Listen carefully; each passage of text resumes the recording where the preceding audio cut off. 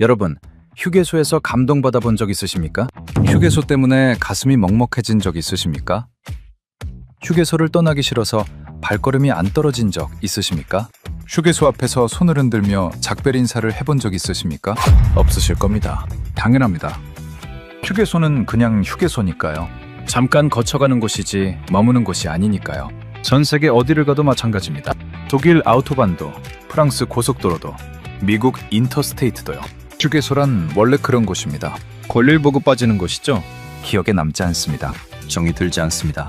감동받을 일이 없습니다. 그런데 한 남자가 있었습니다. 데이비드 콜먼, 54세. 미국 교통부에서 15년을 일한 인프라 전문가였습니다. 28년간 40개국의 공항과 고속도로를 직접 평가했습니다. 프랑크푸르트, 히드로, 샤를드골, 세계 최고라 불리는 시설들을 제 눈으로 확인한 사람이었죠. 유럽 공항협회 자문까지 맡았습니다. 그에게 인프라의 기준은 명확했습니다. 유럽이 최고이고 미국이 표준이며 나머지는 따라가는 것이라고요. 그런 남자가 무너졌습니다. 아시아의 한 나라에서요. 그가 데려간 미국 명문 사립고 학생 23명이 버스를 타지 않겠다고 버텼습니다. 공항도, 호텔도, 관광지도 아니었습니다. 고속도로 휴게소에서요. 떠나기 싫다고요. 더 있고 싶다고요. 한 번이 아니었습니다. 매번 그랬습니다. 휴게소에 들를 때마다 학생들이 발을 동동 굴렀습니다. 28년간 본 적 없는 광경이었습니다. 세계 최고를 자부하던 전문가가 고백했습니다. 내 28년이 틀렸을 수도 있다고요. 독일도 못 만들고 프랑스도 못 만들고 미국도 상상조차 못한 휴게소. 휴게소 하나에 한 나라의 철학이 담겨 있었습니다. 휴게소 하나가 세계적 전문가의 신념을 박살냈습니다. 그 나라가 어디인지 아십니까? 선생님, 저희 여기 더 있으면 안 될까요? 버스 출발 10분 전이었습니다. 학생 대표 제이든이 저를 막아섰습니다. 뒤를 돌아보니 23명 전원이 버스 앞에 서 있었는데 단 한 명도 올라탈 생각을 하지 않고 있었습니다. 저는 그 광경을 보며 잠시 멍해졌습니다. 이게 대체 뭐 하자는 겁니까? 고속도로 휴게소에서 농성이라도 하자는 겁니까? 저는 데이비드 콜먼입니다. 올해 54살이고 미국 교통부에서 교통정책연구위원으로 15년을 일했습니다. 28년 동안 전 세계 교통 인프라를 분석해왔고 40개국의 공항과 고속도로를 제 발로 직접 밟아봤죠. 독일 아우토반의 효율성을 연구했고 프랑크푸르트 공항 시스템을 분석했으며 유럽 공항협회에 자문까지 했습니다. 인프라라는 분야에서 저를 놀라게 할 수 있는 나라는 이 지구상에 없다고 확신하고 있었습니다. 그런데 한국의 고속도로 휴게소가 대단하다고요. 저는 속으로 피식 웃었습니다. 이 학생들이 아직 세상 경험이 없어서 그렇습니다. 조금만 번듯하면 대단해 보이는 거죠. 저는 보스턴 해밀턴 아카데미의 아시아 인프라 탐방 프로그램에 외부 평가 책임자로 참여하고 있었는데 미국 동부 명문 사립고 학생들이라고 해도 결국 17살짜리들 아니겠습니까? 화려한 거 보면 흥분하기 마련이죠. 저는 그렇게 생각하며 휴게소 건물을 올려다봤습니다. 그런데 발걸음이 멈췄습니다. 3층 규모의 대형 건물이었습니다.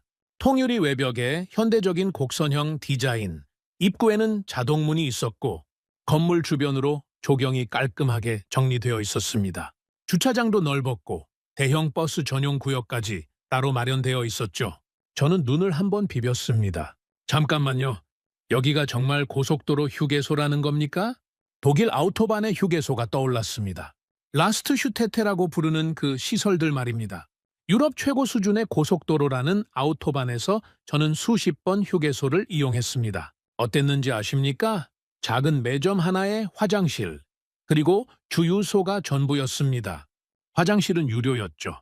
70센트를 내야 들어갈 수 있었습니다.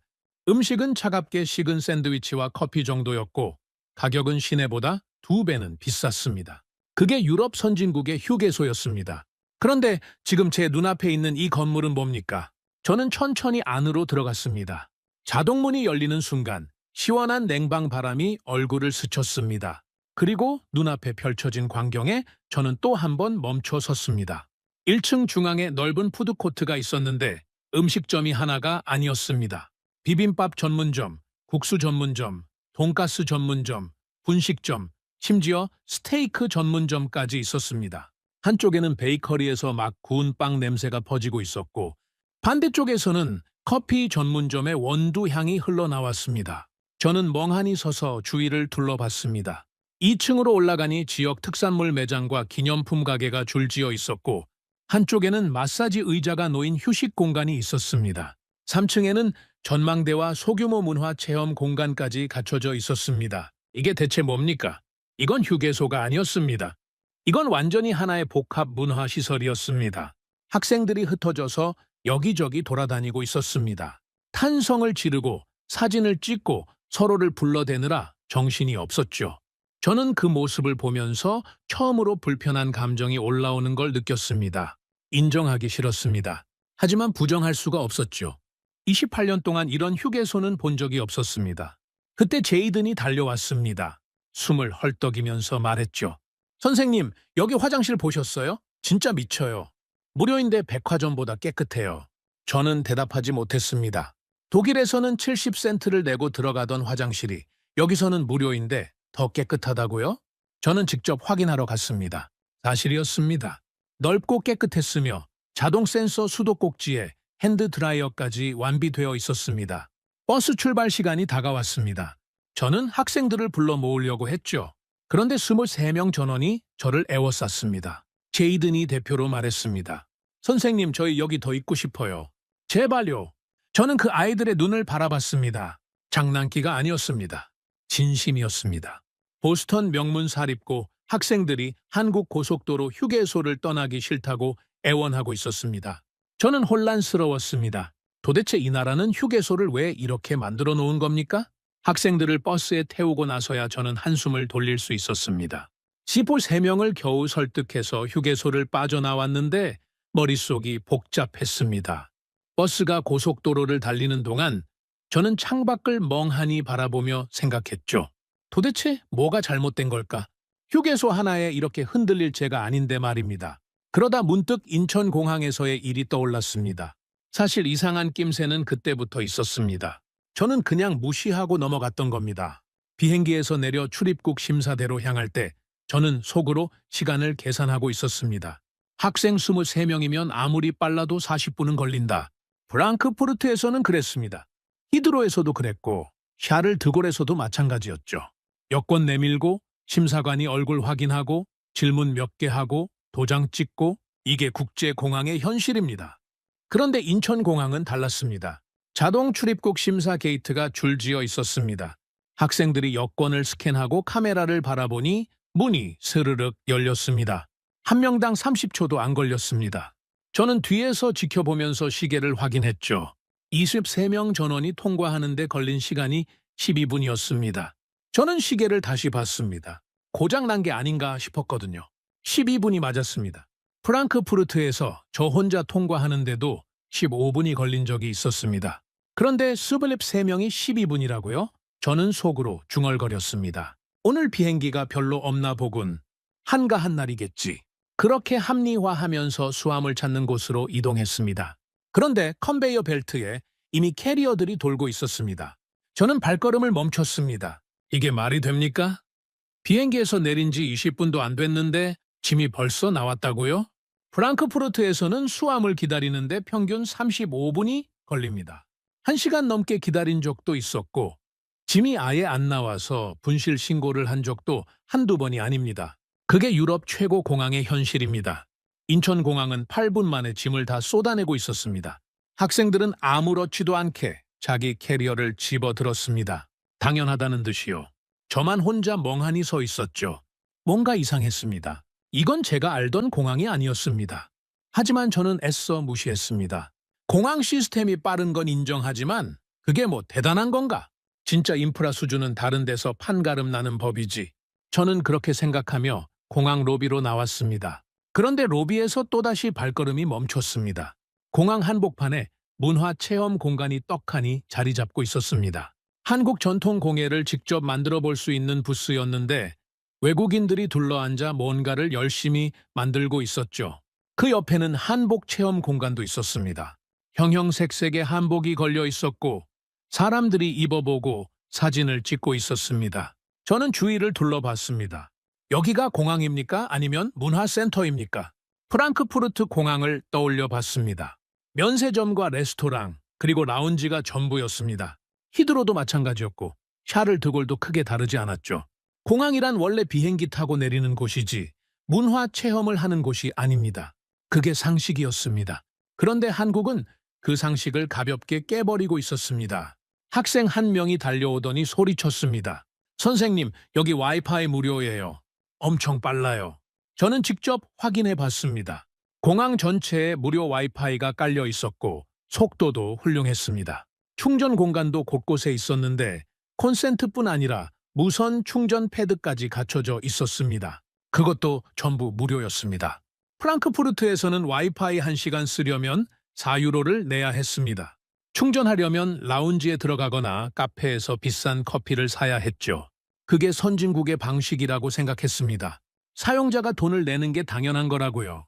그런데 한국은 그냥 다 무료로 깔아버렸습니다. 당연하다는 듯이요. 저는 그때 처음으로 묘한 감정을 느꼈습니다. 불쾌했습니다. 28년 동안 제가 기준으로 삼았던 유럽 시스템이 흔들리는 느낌이었거든요. 이건 뭔가 잘못됐다고 생각했습니다. 한국이 잘한 게 아니라 너무 과하게 투자한 거라고요. 효율성을 무시한 거라고요. 저는 그렇게 스스로를 납득시키려 했습니다. 하지만 마음 한구석에서 자꾸 목소리가 들려왔습니다. 정말 그런 걸까? 효율을 무시한 게 맞을까? 아니면 효율의 기준 자체가 다른 걸까? 버스 창밖으로 고속도로 풍경이 흘러갔습니다. 저는 노트북을 꺼내 메모를 남겼습니다. 출입국 심사 12분, 수화물 수취 8분, 무료 와이파이, 무료 충전, 문화체험 공간. 숫자로 적어놓고 나니까 더 혼란스러워졌습니다. 이게 정말 한국의 평균 수준인 건지 아니면 인천공항만 특별한 건지 알 수가 없었습니다. 저는 고개를 저었습니다. 공항 하나 잘 만들었다고 인프라 선진국이 되는 건 아닙니다. 진짜 수준은 고속도로와 휴게소에서 드러나는 법이죠. 저는 그렇게 생각하며 창밖을 바라봤습니다. 그리고 1시간 뒤 저는 그 휴게소 앞에서 완전히 무너졌습니다. 휴게소 내부를 둘러보다가 저는 슬슬 배가 고파지기 시작했습니다.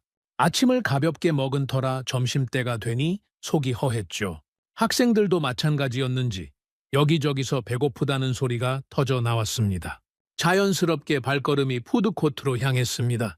그런데 푸드코트에 들어서는 순간 저는 발걸음을 멈췄습니다. 이게 고속도로 휴게소 식당이라고요?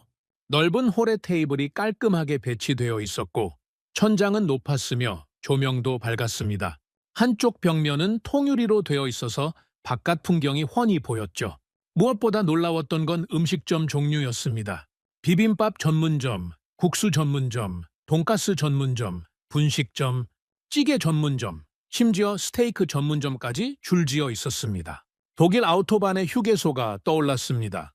지난 20년간 수십 번을 이용했던 그 라스트 슈테테 말입니다. 그곳의 식당이라고 해봤자 작은 매점 수준이었습니다. 유리 진열대 안에 플라스틱 케이스에 담긴 샌드위치가 놓여 있었죠. 빵 두 쪽 사이에 햄 한 장, 치즈 한 장, 상추 몇 잎이 전부였습니다. 차가웠습니다. 언제 만들어졌는지도 모르는 그 샌드위치를 집어들고 계산대로 가면 직원이 무표정하게 바코드를 찍었습니다. 따뜻한 음식이라고는 기껏해야 소시지 하나 데워주는 게 전부였죠. 그런데 지금 제 눈앞에서는 김이 모락모락 피어오르고 있었습니다. 학생들이 이미 줄을 서고 있었습니다. 저도 한번 먹어보기로 했죠. 비빔밥을 주문했습니다.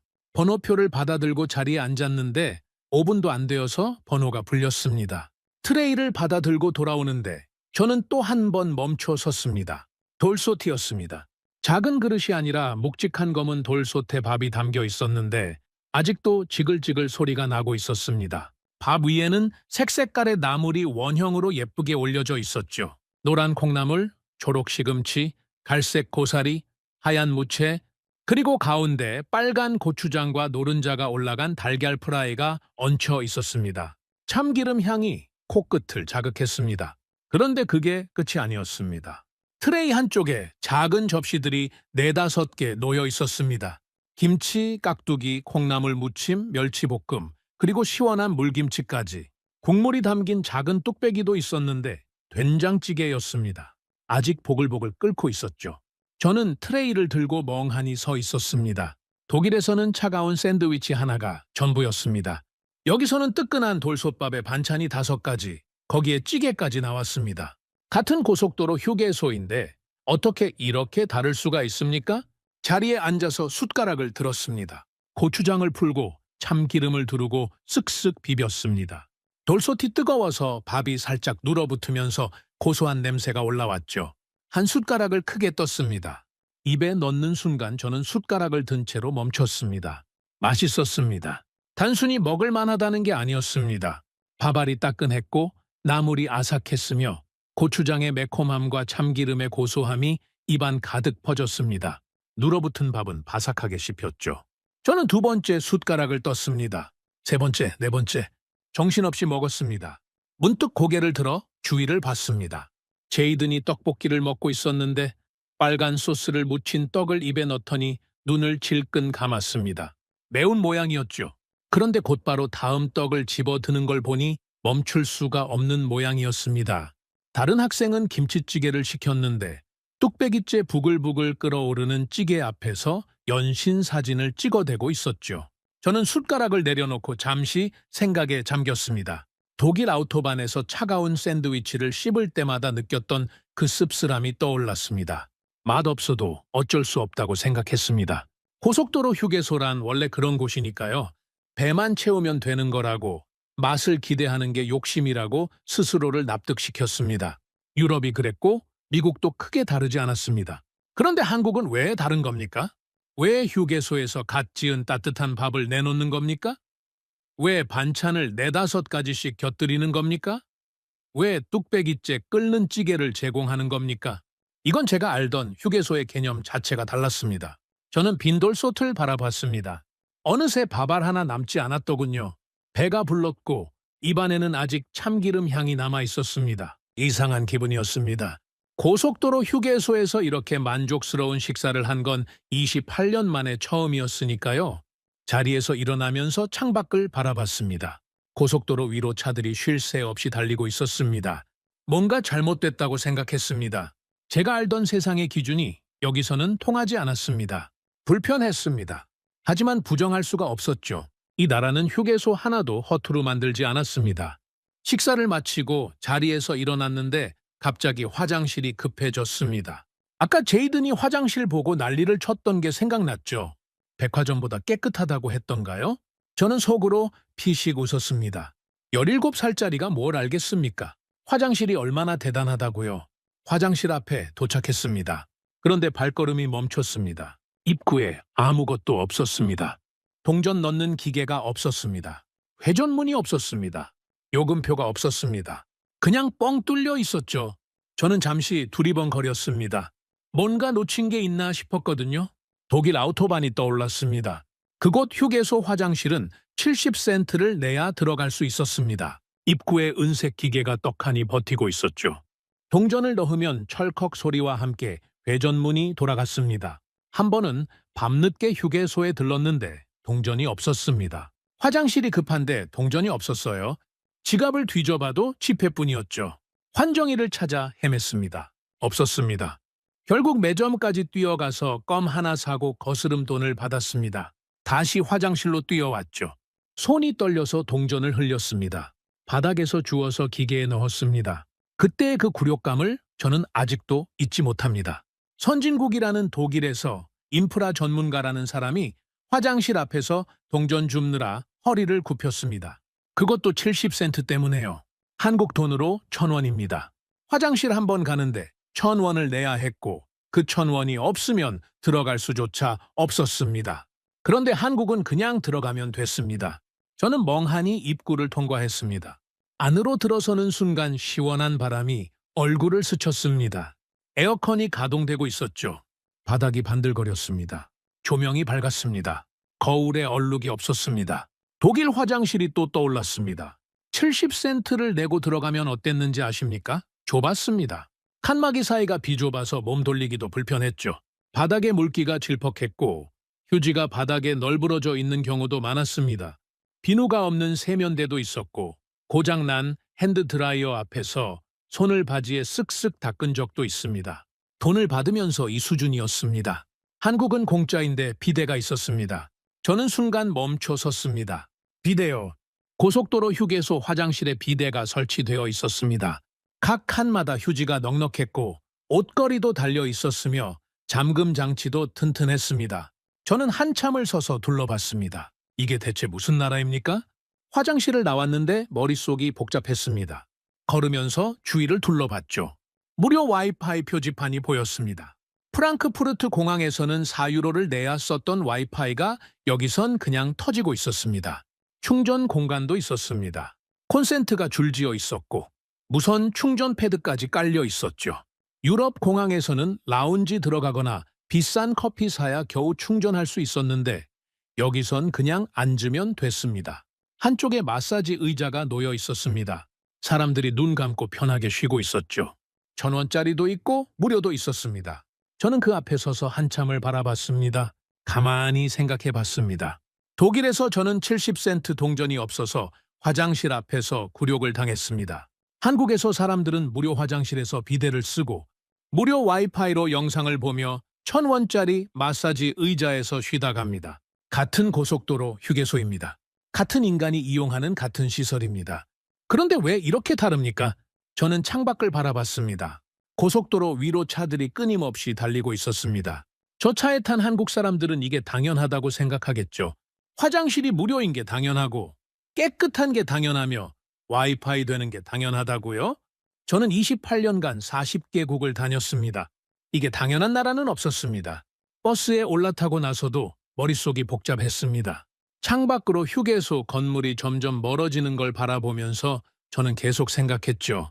화장실이 깨끗한 건 봤습니다. 음식이 다양한 것도 확인했고요. 그런데 이게 우연입니까? 이 휴게소만 특별한 겁니까? 아니면 한국 전체가 이런 겁니까? 저는 노트북을 꺼냈습니다. 28년간 인프라를 분석해온 사람의 본능이었죠. 현상을 봤으면 원인을 찾아야 합니다. 저는 한국 고속도로 휴게소를 검색하기 시작했습니다. 한국도로공사 자료가 떴습니다. 클릭했죠. 첫 번째 숫자를 보는 순간 손이 멈췄습니다. 전국 고속도로 27개 노선의 휴게소 168개소. 저는 계산기를 두드렸습니다. 한국 고속도로 총연장이 약 3,800km입니다. 168개소면 평균 30km마다 하나씩 있다는 뜻이었죠. 거기에 졸음쉼터와 간이 휴게소까지 합치면 훨씬 촘촘해집니다. 법령을 찾아보니 휴게소 간격이 25km를 넘으면 그 사이에 졸음쉼터를 설치하도록 되어 있었습니다. 독일 아우토반이 떠올랐습니다. 아우토반은 세계 최고의 고속도로라고 불립니다. 속도 무제한 구간으로 유명하죠. 그런데 휴게소는 어떻습니까? 50km에서 80km를 달려야 겨우 하나가 나옵니다. 100km 넘게 휴게소가 없는 구간도 있습니다. 화장실이 급해서 식은땀을 흘리며 달린 적이 한두 번이 아닙니다. 그게 선진국 독일의 현실이었습니다. 한국은 30km마다 쉴 수 있었습니다. 저는 화면을 스크롤하면서 계속 읽어 내려갔습니다. 그런데 읽으면 읽을수록 이상했습니다. 한국 휴게소는 단순히 숫자만 많은 게 아니었습니다. 운영 방식 자체가 달랐습니다. 한국도로공사가 시설 기준을 정하고 있었고 위생 점검이 정기적으로 이루어지고 있었으며 이용객 만족도 조사까지 하고 있었습니다. 만족도 조사라고요? 고속도로 휴게소에서 만족도 조사를 한다고요? 저는 화면을 멍하니 바라봤습니다. 독일에서는 상상도 못할 일이었습니다. 유럽 휴게소는 민간업체가 알아서 운영합니다. 정부는 터치하지 않죠. 시장에 맡기는 겁니다. 그래서 어떻게 됐습니까? 화장실은 유료인데 더럽고 음식은 비싼데 맛없습니다. 불만이어도 어쩔 수 없죠. 고속도로 위에서 선택지가 없으니까요. 다음 자료를 클릭했습니다. 농림축산식품부와 한국도로공사가 함께 운영하는 프로그램이 나왔습니다. 농특산물 직거래 장터, 휴게소마다 지역 특산물을 판매하고 있었습니다. 그냥 판매만 하는 게 아니었습니다. 지역 농가와 직접 연계해서 직거래 장터를 열고 있었죠. 안성 휴게소에서는 안성배와 대추를 팔고 충주 휴게소에서는 충주 사과를 팔고 강원도 휴게소에서는 강원도 농가공품을 팔고 있었습니다. 생산 농가가 직접 나와서 판매하는 경우도 있었습니다. 저는 창밖을 바라봤습니다. 고속도로 옆으로 농촌 풍경이 펼쳐지고 있었죠. 이건 단순한 휴게소가 아니었습니다. 휴게소가 지역 경제와 연결되어 있었습니다. 고속도로를 달리다 휴게소에 들르면 그 지역의 특산물을 만날 수 있었고 그 수익이 다시 농가로 흘러갔습니다. 휴게소 하나가 지역 경제의 한 축을 담당하고 있었던 겁니다. 유럽에서 이런 시스템을 본 적이 있습니까? 없습니다. 단 한 번도요? 저는 노트북을 덮고 눈을 감았습니다. 머릿속에서 퍼즐 조각들이 맞춰지기 시작했습니다. 아까 봤던 3층짜리 건물, 푸드코트의 다양한 음식들, 무료 화장실, 비데, 무료 와이파이, 마사지 의자, 지역 특산물 매장, 이게 전부 따로 노는 게 아니었습니다. 하나의 철학으로 연결되어 있었습니다. 한국은 휴게소를 돈 버는 시설로 보지 않았습니다. 이동하는 국민에게 편의를 제공하는 공공 서비스로 보고 있었습니다. 고속도로는 국가기관 시설이고 휴게소는 그 시설의 일부였죠. 그래서 화장실이 무료인 겁니다. 그래서 시설 기준을 정부가 관리하는 겁니다. 그래서 지역 경제와 연결시키는 겁니다. 저는 눈을 떴습니다. 28년 동안 저는 효율이 답이라고 믿었습니다. 비용 대비 수익, 투자 대비 회수, 그게 인프라의 핵심이라고 생각했죠. 미국이 그랬고 유럽이 그랬으며 그게 선진국의 방식이라고 확신했습니다. 그런데 한국은 완전히 다른 질문을 하고 있었습니다. 고속도로를 달리는 사람이 편해야 하지 않겠는가? 쉬어가는 사람이 즐거워야 하지 않겠는가? 휴게소 하나도 지역과 함께 가야 하지 않겠는가? 창밖으로 또 다른 휴게소 표지판이 스쳐 지나갔습니다. 저 멀리 졸음쉼터 안내판도 보였죠. 168개 휴게소와 수십 개의 졸음쉼터가 이 나라 전체에 깔려 있었습니다. 저마다 화장실이 무료고, 저마다 지역 특산물을 팔고, 저마다 만족도 조사를 받고 있었습니다. 저는 버스 좌석에 등을 기댔습니다. 54년을 살면서 이런 나라는 처음이었습니다. 28년간 40개국을 다니면서 이런 시스템은 본 적이 없었습니다. 인정하기 싫었습니다. 제가 믿어온 기준이 흔들리는 게 불편했습니다. 하지만 눈앞의 현실을 부정할 수는 없었습니다. 이 나라는 휴게소 하나에도 철학을 담고 있었습니다. 2시간쯤 달렸을까요? 버스가 다시 휴게소로 들어섰습니다. 저는 창밖을 보다가 눈을 가늘게 떴습니다. 아까 그 휴게소가 아니었습니다. 다른 곳이었죠. 솔직히 저는 속으로 안심했습니다. 아까 그 휴게소는 특별한 거라고 생각했거든요. 외국인 관광객이 많이 다니는 노선이니까 일부러 꾸며놓은 거겠지. 쇼윈도 같은 거겠지. 다른 휴게소는 평범하겠지. 아니, 평범해야 정상입니다. 40개국을 다녀봤는데 휴게소란 원래 그저 그런 곳이거든요. 버스에서 내렸습니다. 그런데 건물을 보는 순간 발걸음이 멈췄습니다. 지붕이 달랐습니다. 기와였습니다. 전통 한옥 스타일의 곡선형 지붕이 건물 위에 얹혀 있었죠. 입구 양옆에는 장승이 서 있었고 바닥에는 전통 문양이 새겨져 있었습니다. 아까 휴게소는 현대적인 유리 건물이었는데 이 휴게소는 완전히 다른 분위기였습니다. 잠깐만요. 휴게소마다 디자인이 다르다고요? 저는 이해가 안 됐습니다. 효율을 따지면 똑같이 찍어내는 게 맞습니다. 설계비도 아끼고 시공비도 아끼고 관리비도 아낍니다. 그게 상식이죠. 유럽 휴게소는 전부 비슷비슷하게 생겼습니다. 네모난 건물에 주유소, 매점, 화장실. 그게 끝입니다. 굳이 다르게 만들 이유가 없으니까요. 그런데 한국은 휴게소마다 다르게 짓고 있었습니다. 안으로 들어갔습니다. 푸드코트가 있었습니다. 메뉴가 다양했습니다. 화장실은 무료였고 깨끗했습니다. 아까와 똑같았죠. 저는 속으로 인정할 수밖에 없었습니다. 우연이 아니었구나. 이게 한국의 기준이구나. 그런데 이 휴게소에는 아까 없던 게 있었습니다. 웅성거리는 소리가 들렸습니다. 한쪽에서 사람들이 모여 있었죠. 무슨 일인가 싶어서 다가갔습니다. 그리고 멈춰 섰습니다. 꽹과리 소리가 터졌습니다. 쨍쨍쨍.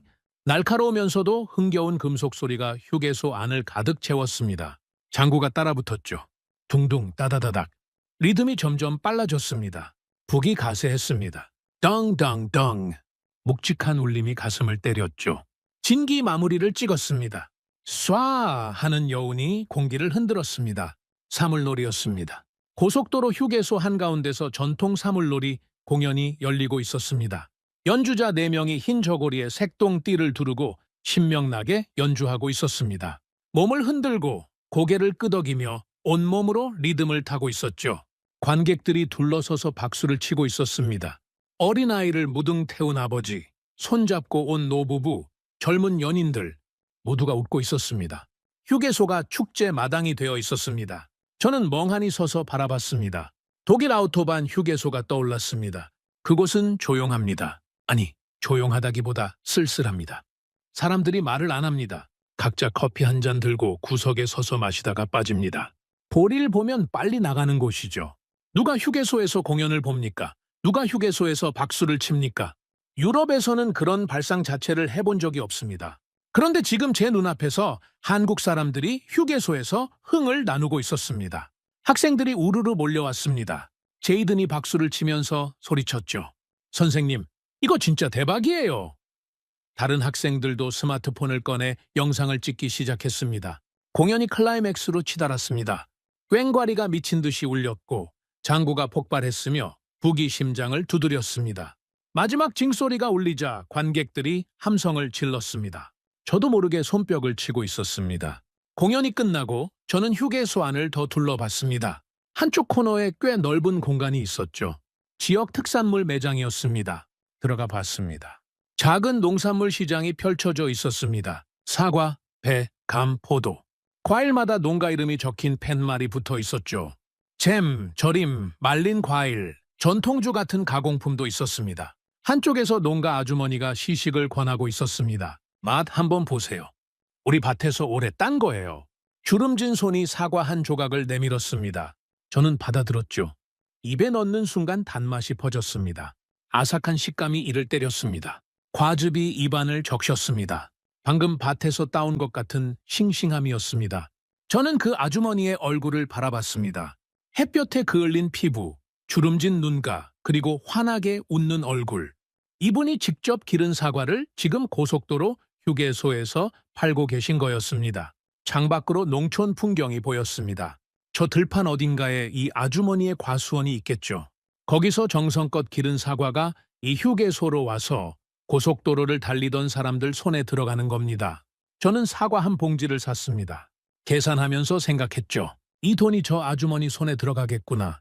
그리고 다시 농사 미천이 되겠구나. 휴게소가 유통 채널이 되고 농가 소득이 되며 지역 경제가 돌아가는 겁니다. 이런 시스템을 누가 만든 겁니까? 저는 매장을 나와서 창가에 섰습니다. 고속도로 위로 차들이 쉴 새 없이 달리고 있었죠. 저 차 탄 사람들은 알까요? 자기가 휴게소에서 산 사과 한 봉지가 어떤 의미인지, 농가 아주머니의 한 해 농사가 그 안에 담겨 있다는 걸 저는 확신하게 됐습니다. 이건 예외가 아니었습니다. 첫 번째 휴게소만 특별한 게 아니었습니다. 두 번째도 이 수준이었습니다. 건물 디자인은 지역마다 다르게 짓고 문화 공연을 열고 지역 농산물을 팔고 화장실은 당연히 무료였습니다. 이게 한국 고속도로 휴게소의 표준이었습니다. 버스 출발 시간이 다가왔습니다. 학생들을 모으려고 했죠. 그런데 예상대로 또 문제였습니다. 아이들이 안 가겠다고 했습니다. 아까와 똑같은 상황이었죠. 저는 한숨을 쉬었습니다. 그런데 이번에는 화가 나지 않았습니다. 왜냐고요? 솔직히 말씀드리겠습니다. 저도 떠나기 싫었습니다. 28년간 40개국을 다녔는데 휴게소에서 발걸음이 안 떨어진 건 이번이 처음이었습니다. 휴게소가 아깝다고 느낀 것도 처음이었고 더 있고 싶다고 생각한 것도 처음이었습니다. 이 나라는 도대체 뭘 하고 있는 겁니까? 휴게소 하나를 이렇게까지 만들어 놓다니요. 버스 안은 조용했습니다. 학생들이 지쳐서 잠든 줄 알았는데 아니었습니다. 다들 창밖을 바라보거나 스마트폰으로 뭔가를 검색하고 있었죠. 표정이 진지했습니다. 뭔가 생각에 잠긴 얼굴들이었습니다. 저도 마찬가지였습니다. 창밖으로 한국의 풍경이 스쳐 지나갔습니다. 논밭, 산, 마을, 그리고 끝없이 이어지는 고속도로. 저는 그 풍경을 보면서 머릿속이 복잡했습니다. 아까 본 휴게소들이 자꾸 떠올랐거든요. 3층짜리 건물, 무료 화장실, 지글지글 끓는 돌솥밥, 사물놀이 공연, 농가 아주머니의 사과. 하나하나가 머릿속에서 맴돌았습니다. 그때 뒤에서 목소리가 들렸습니다. 선생님! 돌아보니 엠마였습니다. 조용한 성격의 학생이었죠. 이 여행 내내 말이 별로 없었는데 그 엠마가 저를 똑바로 바라보고 있었습니다. 왜 독일은 이렇게 못 만들어요? 저는 입을 열려다가 멈췄습니다. 왜 독일은 이렇게 못 만드는가? 17살짜리의 질문이었습니다. 단순한 질문이었습니다. 그런데 그 단순한 질문에 저는 대답할 수가 없었습니다. 왜요? 28년간 한 번도 그렇게 질문한 적이 없었기 때문입니다. 저는 항상 반대로 질문했습니다. 왜 다른 나라는 독일처럼 못 만드는가? 왜 다른 나라는 유럽 수준에 못 미치는가? 왜 다른 나라는 미국을 따라오지 못하는가? 그게 당연하다고 생각했습니다. 유럽과 미국이 기준이고 나머지는 따라가는 거라고요. 그런데 이 학생은 정반대로 묻고 있었습니다. 왜 선진국이라는 독일이 한국만큼 못 만드느냐고요? 저는 창밖을 바라봤습니다. 대답을 피하려는 게 아니었습니다. 진짜로 답을 몰랐습니다. 아니, 솔직히 말하면 답을 알고 있었는데 인정하기가 싫었습니다. 입 밖으로 꺼내기가 두려웠습니다. 그 말을 하는 순간 28년이 무너질 것 같았거든요. 엠마가 다시 말했습니다. 독일이 돈이 없는 것도 아니잖아요. 기술이 없는 것도 아니고요. 맞았습니다. 독일은 세계 4위 경제 대국입니다. 기술력은 세계 최고 수준이죠. 아우토반을 만든 나라입니다. 벤츠와 BMW를 만드는 나라입니다. 돈이 없어서 화장실을 유료로 만드는 게 아닙니다. 기술이 없어서 휴게소를 허름하게 짓는 게 아닙니다. 그러면 뭡니까? 저는 눈을 감았습니다. 28년의 기억이 스쳐 지나갔습니다. 프랑크푸르트 공항에서 짐 기다리던 35분. 아우토반 휴게소에서 동전 없어서 허둥대던 밤. 차가운 샌드위치 씹으면서 느꼈던 씁쓸함. 그때마다 저는 이렇게 생각했습니다. 원래 그런 거지. 어쩔 수 없지. 선진국도 다 이런 거지. 그런데 한국은 달랐습니다. 한국은 어쩔 수 없다고 하지 않았습니다. 한국은 원래 그런 거다라고 넘기지 않았습니다.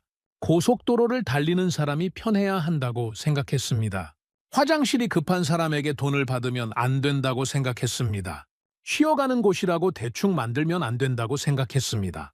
그래서 이렇게 만든 겁니다. 저는 눈을 떴습니다. 창밖으로 또 다른 휴게소 표지판이 스쳐 지나갔습니다. 158개의 휴게소가 이 나라 전체에 깔려 있었습니다.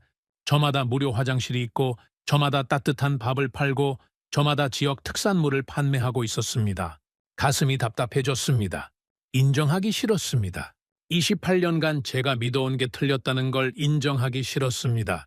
유럽이 최고라고, 미국이 기준이라고 그렇게 강의하고 논문 쓰고 자문해왔는데 그게 다 틀렸다고 인정하기 싫었습니다. 전문가로서의 자존심이 버티고 있었습니다. 그런데 현실이 자존심을 때렸습니다. 눈앞에서 봤습니다. 직접 경험했습니다. 화장실에 들어가 봤고 밥을 먹어봤고 사과를 받아 먹어봤습니다. 학생들이 떠나기 싫다고 버티는 걸 봤습니다. 저도 떠나기 싫었습니다. 이게 현실이었습니다. 독일은 왜 못 만들었습니까? 저는 드디어 인정했습니다. 마음속으로 천천히 말했습니다. 생각이 달랐기 때문입니다. 독일은 휴게소를 비용으로 받습니다. 한국은 휴게소를 서비스로 받습니다. 독일은 효율을 계산했습니다. 한국은 사람을 생각했습니다. 독일은 원래 그런 거다라고 했습니다. 한국은 왜 그래야 하는가라고 물었습니다. 그 차이가 이 결과를 만든 겁니다. 저는 엠마를 바라봤습니다. 17살짜리가 28년 경력의 전문가보다 먼저 본질을 꿰뚫었습니다. 아이들은 선입견이 없습니다. 좋은 건 좋다고 나쁜 건 나쁘다고 있는 그대로 봅니다. 저는 그걸 못했습니다. 28년의 경험이 오히려 눈을 가렸습니다. 저는 조용히 말했습니다. 엠마, 좋은 질문이야. 그리고 창밖을 바라봤습니다. 더 이상 말하지 않았습니다. 말할 필요가 없었습니다. 엠마도 알았을 겁니다. 제가 대답하지 못한 이유를요. 대답하지 못한 게 아니라 대답하기 싫었다는 걸요. 그리고 그게 곧 답이라는 걸요. 버스가 달렸습니다. 저는 창밖을 보면서 생각했습니다. 오늘은 내가 가르친 날이 아니었습니다. 오늘은 내가 배운 날이었습니다. 54년 인생에서 28년 경력에서 이렇게 뼈아프게 배운 날은 처음이었습니다. 그것도 휴게소 하나에서요? 이 나라는 도대체 뭘 하고 있는 겁니까? 여행 마지막 날이었습니다. 서울로 돌아가는 길이었죠. 버스가 고속도로에 올라섰을 때 저는 창밖을 바라보면서 묘한 감정에 빠졌습니다. 2주간의 일정이 끝나가고 있었습니다. 내일이면 인천공항에서 비행기를 타고 보스턴으로 돌아갑니다. 그런데 이상했습니다. 돌아가고 싶지 않았습니다. 버스 안내 방송이 나왔습니다. 마지막 휴게소에 정차한다고요. 그 순간 버스 안이 술렁였습니다. 학생들이 웅성거리기 시작했죠. 여기저기서 한숨소리가 터져 나왔습니다. 누군가 작은 목소리로 말했습니다. 벌써 마지막이야? 또 다른 학생이 대답했죠. 진짜 마지막이래. 버스 안 공기가 무거워졌습니다. 저도 마찬가지였습니다. 버스가 휴게소로 들어섰습니다. 창밖으로 건물이 보였는데 이번에도 달랐습니다. 호수가 내려다 보이는 언덕 위에 자리 잡고 있었죠. 건물 전면이 통유리였습니다. 호수와 산이 유리창에 비치고 있었죠. 건물 옆으로 산책로가 나 있었고 군데군데 벤치가 놓여 있었습니다. 저는 더 이상 놀라지 않았습니다. 2주 동안 수십 개의 휴게소를 지나쳤습니다. 단 하나도 허투루 만든 곳이 없었습니다. 어떤 휴게소는 현대적인 유리 건물이었고 어떤 휴게소는 전통 기와 지붕을 얹고 있었으며 어떤 휴게소는 이렇게 풍경과 어우러지게 지어져 있었습니다. 168개의 휴게소가 168개의 얼굴을 가지고 있었습니다. 이게 한국이었습니다. 버스에서 내렸습니다. 학생들이 흩어졌죠. 그런데 분위기가 전과 달랐습니다. 신나게 뛰어다니지 않았습니다. 천천히 걸었습니다. 한 학생은 전망대에 서서 호수를 한참 동안 바라봤고 다른 학생은 벤치에 앉아서 멍하니 하늘을 올려다봤습니다. 사진을 찍는 학생도 있었는데 평소와 달랐습니다. 막 찍는 게 아니라 천천히 구도를 잡으면서 찍었습니다. 기억에 남기려는 듯이요.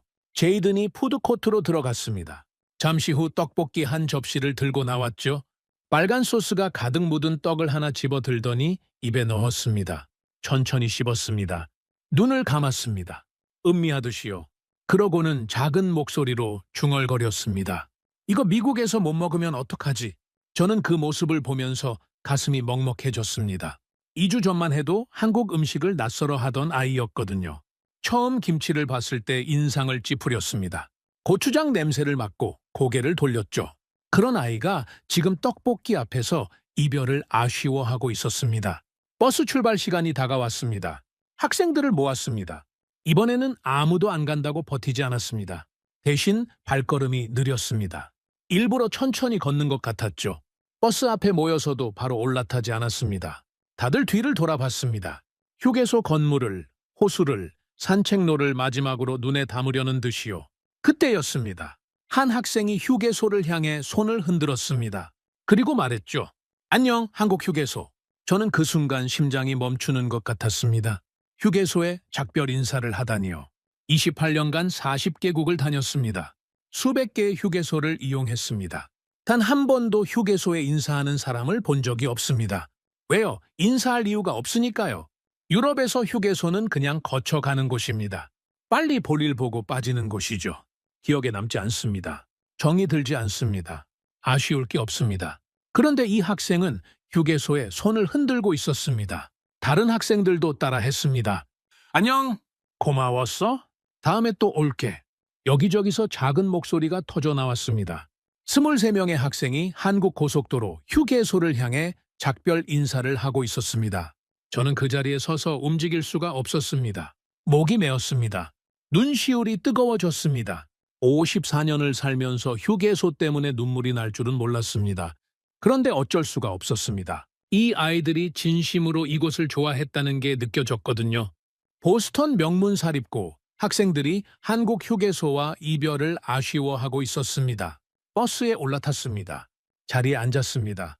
창밖으로 휴게소 건물이 점점 멀어졌습니다. 통유리 외벽이 햇빛에 반짝였고 호수가 뒤로 물러났으며 산책로와 벤치가 시야에서 사라졌습니다. 저는 그 풍경을 끝까지 바라봤습니다. 눈에 담았습니다. 가슴에 새겼습니다. 그리고 생각했습니다. 저는 28년 동안 세계 인프라를 평가해 왔습니다. 공항, 고속도로, 철도, 항만. 수천 개의 시설을 분석하고 점수를 매겼습니다.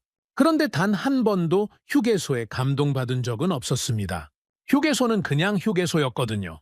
너무 사소하다고 생각했습니다. 평가할 가치도 없다고 여겼죠. 한국이 그 오만함을 깨버렸습니다. 휴게소 하나에도 철학을 담을 수 있다는 걸 보여줬습니다. 쉬어가는 공간 하나에도 나라의 품격이 드러난다는 걸 가르쳐줬습니다. 사소한 것에 진심을 다하면 사람의 마음을 움직일 수 있다는 걸 증명해줬습니다. 저는 창밖을 바라보면서 조용히 인정했습니다. 한국 당신들이 이겼습니다. 28년간 유럽이 최고라고 믿었습니다. 미국이 기준이라고 생각했습니다. 그게 틀렸습니다. 적어도 휴게소만큼은 당신들이 세계 최고입니다. 아니, 휴게소뿐이 아닐 겁니다. 이렇게 사소한 것 하나에 진심을 다하는 나라라면 다른 모든 것도 마찬가지일 겁니다. 보스턴에 돌아가면 사람들이 물을 겁니다. 한국에서 뭘 배웠냐고, 학생들에게 뭘 가르쳤냐고. 저는 이렇게 대답할 겁니다. 나는 가르친 게 아니라 배웠습니다. 휴게소 하나가 한 나라의 철학을 보여줄 수 있다는 걸 배웠습니다. 그리고 학생들에게 이렇게 말했습니다. 오늘은 내가 너희에게 가르친 날이 아니라 너희에게 배운 날이라고. 버스가 서울을 향해 달렸습니다. 저는 주머니에서 사과 하나를 꺼냈습니다. 아까 엠마가 건네준 사과였죠. 어느 농가 아주머니가 정성껏 기른 한국 사과. 그 사과가 휴게소를 거쳐 미국 학생 손을 거쳐 제 손에 들어왔습니다. 빨갛고 탐스러웠습니다. 한 입 베어 물었습니다. 달았습니다. 아삭했습니다. 과즙이 입안 가득 퍼졌습니다. 그리고 깨달았습니다. 이게 한국이구나. 휴게소 하나의 철학을 담고 사과 하나의 정성을 담고 사소한 것 하나의 진심을 담는 나라. 그래서 지나가는 외국인의 마음까지 움직이는 나라. 창밖으로 한국의 풍경이 스쳐 지나갔습니다. 저는 그 풍경을 바라보면서 생각했습니다. 다시 오고 싶다고. 아니, 반드시 다시 오겠다고. 이 나라가 더 보고 싶다고. 휴게소 하나로 저를 이렇게 만든 나라니까요. 다른 건 얼마나 대단할지 궁금해졌습니다.